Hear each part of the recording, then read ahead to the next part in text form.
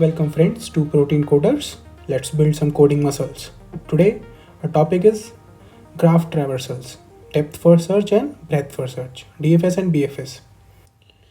So let's see in DFS, let's pick an initial node from a starting node. Let's take it as 1 for simplicity. Then in DFS what we will do, we will choose one of the neighbors of 1, say 8. We can choose any of them, 2, 4 or 8.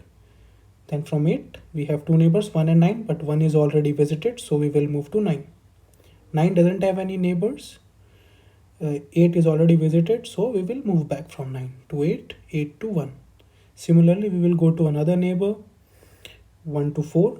4 has 3 neighbors, 1, 5 and 7. 1 is already visited, we can move to any of them, 5 or 7. So we'll move to 7, then similar to 6, 5, and then again 4 is already visited.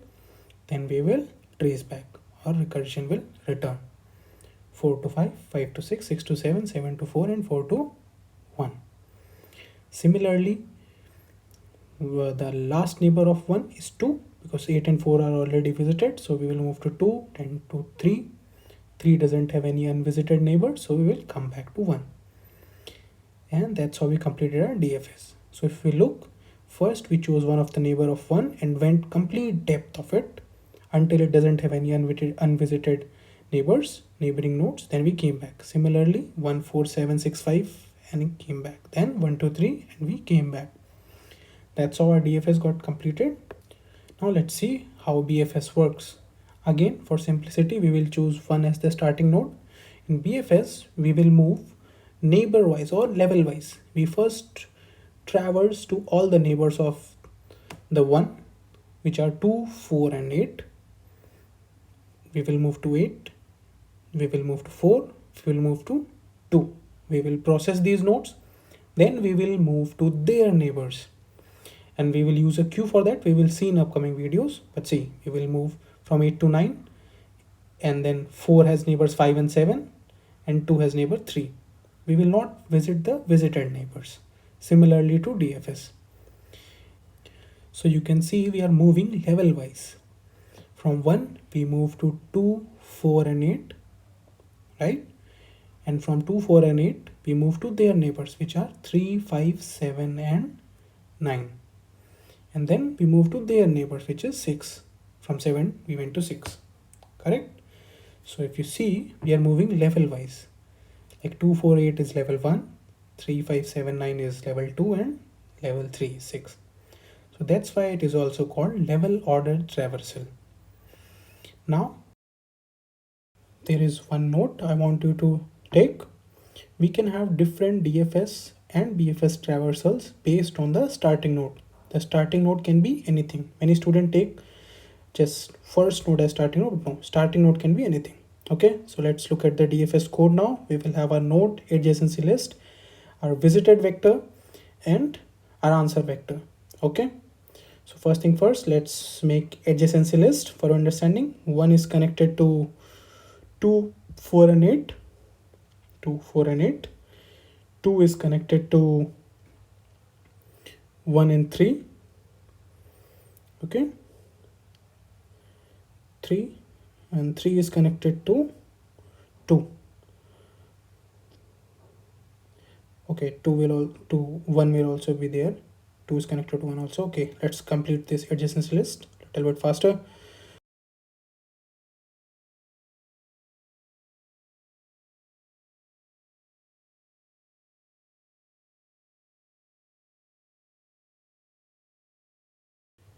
Nine is connected to 8. Now let's look at the code.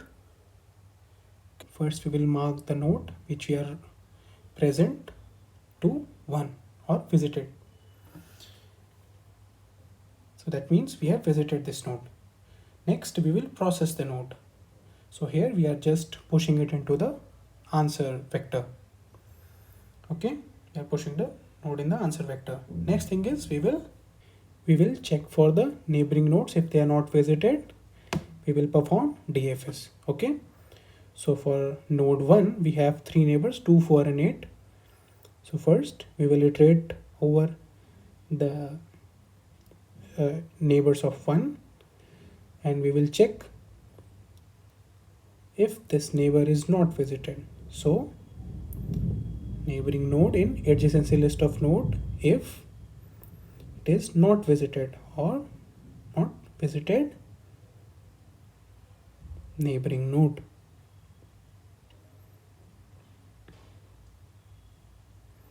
Then what we will do, we will perform DFS. Simple.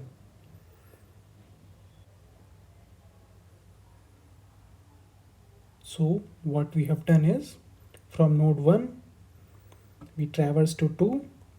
2 is not visited, so we call DFS for 2. 2 neighbors are 3 and 1. 1 is already visited, then 2 will call for 3, and in similar fashion our DFS got completed. So let's see, first we will mark our node as visited, then we will process it, and then we will check for neighbors. Okay, for every neighbor node, if we check if it's not visited, then we will call DFS recursively. That's how simple it is. DFS is completed. Now let's move to BFS. We will have again node, adjacency list, visited node, and answer vector. Here in BFS we use a queue. We will see why we are using queue data structure in the next few steps. First thing first, we will mark the node which we are in as visited. Okay, then what will be the next step? We will just push this node into the queue. Okay, push the node into the queue. Now our BFS will start. So look into the diagram. I will explain it a bit. So let me make a few more nodes. Yeah, so let's start from this node, and we have to move level wise. Okay, first the neighbor of this nodes, then the neighbor of these nodes, these two nodes. Okay, so that's how we have to traverse. So for doing this we use queue. We will see just in a bit. So we will start a while loop till queue is not empty. Okay, then we will pop the node from the queue. Okay, now we will take the node out from the queue. Okay, we'll store it in the variable node, then we will pop it from the queue, then we will process it. Okay, first thing is we have put the node into the queue, starting node into the queue. We ran a while loop, we took it out from the queue, we pop it, we process it, then we will check for it neighbors. So for loop for the neighboring nodes, and we will get neighboring nodes from the adjacency list. Okay, and for each neighboring node we will check if it's visited or not visited. If it's visited, then we will not process it. If it's not visited, if the neighboring node is not visited, simply we will mark it visited. So we have visited this node. Now what we will do, we will push it into the queue, because in the next iteration we will look for this neighboring node, neighbor nodes, right? Neighbor of this neighboring node. So we will push it into the queue. So that's it. That's our BFS. So let's look into the diagram. We're starting from the initial node. Okay, we are pushing it into the queue. We are marking it as visited. Then we ran a while loop in which we popped this node. We stored it in a node variable. We popped this node, we processed it, and then check it for its neighbors. If they are not visited, so those who are not visited, we mark them visited and push them into the queue. So look into the diagram. So first we will pop node number 1, okay, from the queue, and we will check for its neighbors. We will push all the non-visited neighbors into the queue, and we can see one of the neighbor of 1, which is the original node, node 0, is already visited. So we will not push it into the queue. Okay. Similarly, we will process it, okay? And then we will move to the node number 2, which is already in the queue.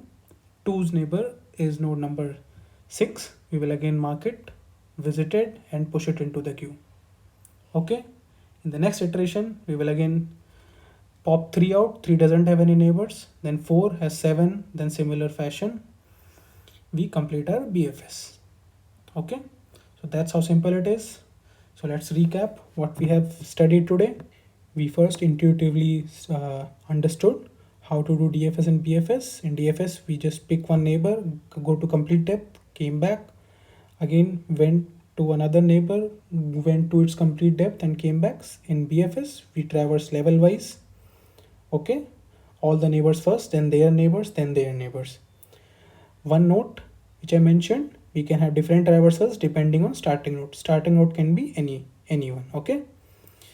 Then we looked into the code of DFS. We will mark the node as visited, then we will process it and we'll check for its neighbors. If they're not visited, we will call DFS recursively. Then in BFS, we will use a queue. We will mark starting node as visited, push it into the queue, and then we will run a while loop. While queue is not empty, we will pop that node out, process it, and then look for its neighbors. If they're not visited, push it into the queue. Repeat it, okay? So that's all from my side. If you have any doubts, comment it. I will add both the codes of DFS and BFS in the comment section or in the description. Okay, if you don't understand, don't like, don't subscribe, but if you do, please support, keep smiling, keep practicing. Thank you very much.